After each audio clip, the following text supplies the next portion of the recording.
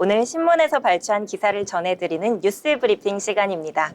첫 번째 소식입니다. 국내 정치 불확실성 정도를 나타내는 지수가 윤석열 전 대통령이 파면된 이후에도 좀처럼 안정되지 않고 높은 수준을 유지하고 있습니다. 15일 임광현 국회 기획재정회 위원회 의원이 한국은행에서 제출받은 자료에 따르면 정치 불확실성 지수는 지난 13일 기준 2.5로 나타났습니다. 이는 지난 2000년 1월 1일부터 현재까지의 장기 평균을 0으로 가정할 때의 상지적 수치입니다. 지난해 12월 초 0.4에서 0.5에 그쳤던 지수는 윤석열 전 대통령의 비상계엄 선포를 기점으로 급격히 치솟아 같은 달 14일 역대 최고 수준인 12.8을 기록했습니다. 윤 전 대통령 체포영장 집행을 놓고 긴장이 고조된 1월 2일에도 12.4까지 급등했습니다. 조기 대선을 앞둔 전국 혼란도 두고두고 경제 지표에 다각도로 영향을 미칠 전망입니다. 임광현 의원은 탄핵 절차는 완료됐지만 불안정한 대통령 권한대행 체제 아래 성장 둔화, 트럼프발 관세 정책 등으로 대내외 리스크가 커지고 있다며 위기를 극복하는 현명한 경제정책 추진으로 국민을 안심시키고 민생 활력을 되찾을 수 있도록 국정기능 회복이 시급하다고 밝혔습니다. 다음 소식입니다. 한경 이코노미스트 클럽 경제 전문가들은 대부분 한국은행 금융통화위원회가 17일 통화정책 방향 회의에서 기준금리를 현재 수준인 연 2.75%로 동결하고 다음 달 회의에서 0.25%포인트 인하할 걸로 예상했습니다. 미국 도널드 트럼프 행정부의 관세 정책에 따른 국내외 시장 흐름을 지켜보며 금리 인하 시점을 정할 걸로 보인 겁니다. 15일 한경 이코노미스트 클럽 경제 전문가 20명에게 17일 금통위의 총화정책 방향과 관련해 의견을 물은 결과 16명은 기준금리를 현 수준에서 동결할 것으로 전망했고 나머지 4명은 이번 회의에서 금리를 0.25%포인트 내릴 걸로 예상했습니다. 올 6월 말 예상 기준금리는 17명이 연 2.5% 수준이라고 응답했습니다. 이달 금리 동결을 점친 전문가도 대부분 5월에 금리를 내릴 걸로 내다봤습니다. 올해 경제 성장률 전망치는 평균 1.29%로 하는 전망치 1.5%를 밑돌았습니다. 지난 2월 전망 때보다 0.28%포인트 낮아진 겁니다.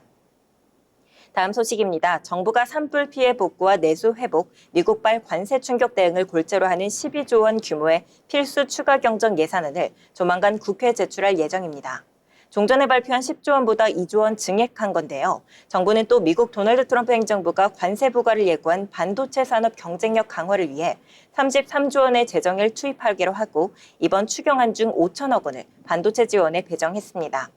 정부는 15일 최상목 부총리 겸 기획재정부 장관 주재로 정부 서울청사에서 경제관계 장관회의 겸 산업 경쟁력 강화 관계장관 회의를 열고 이같이 내용의 필수 추경안을 국회에 제출하기로 했습니다.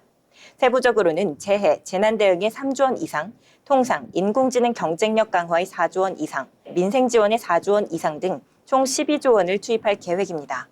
최 부총리는 이날 국회 대정부 질문에서 늦어도 다음 주 초 추경안을 제출하겠다며 이달 말에서 다음 주 초까지는 추경안이 통과되기를 희망한다고 말했습니다. 정부는 이와 별도로 글로벌 반도체 경쟁력 선점을 위한 재정 투자 강화 방안을 발표했습니다. 기존 26조 원 규모인 반도체 분야 재정 투자를 33조 원으로 늘리는 게 골자입니다.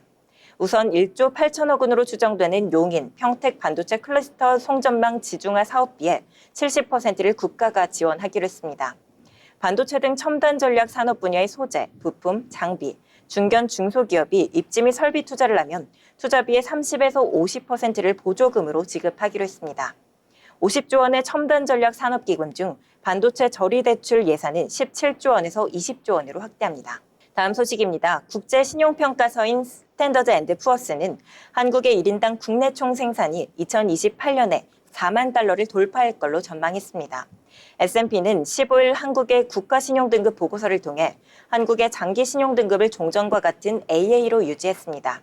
등급 전망도 기존과 같은 안정적을 부여했는데요. S&P는 2016년 한국의 국가신용등급을 AA-에서 AA로 상향 조정한 뒤 9년째 같은 등급을 유지하고 있습니다. S&P는 관세 충격에 따라 국제무역이 위축될 것이고 수출 주도 경제인 한국도 부정적인 영향을 받을 수 있다고 봤습니다. 하지만 한국의 주요 수출 기업들의 경쟁력이 탄탄한 만큼 주요 수출 지표도 강세를 유지할 것으로 평가했습니다. 경상수지 흑자는 앞으로 3년 동안 GDP의 5% 수준을 유지할 것이라고 내다봤습니다. 여기에 GDP 대비 일반 정부 재정 수지 적자는 0.8% 수준으로 작년보다는 0.2%포인트 상향될 걸로 관측했습니다. 다음 소식입니다. 최근 일주일 도널드 트럼프 미국 대통령의 관세 정책에 톤 조절이 감지되고 있습니다. 지난 9일 중국을 제외한 모든 국가에 대한 상호 관세를 90일 유예한 데 이어 11일엔 스마트폰과 노트북, 컴퓨터 등 전자제품을 보편 상호 관세 대상에서 면제했습니다. 기존에도 CPU를 비롯한 일부 반도체 제품은 산업별 관세 부과에 대비해 예외로 두긴 했지만 이번엔 그 대상을 대폭 넓힌 겁니다.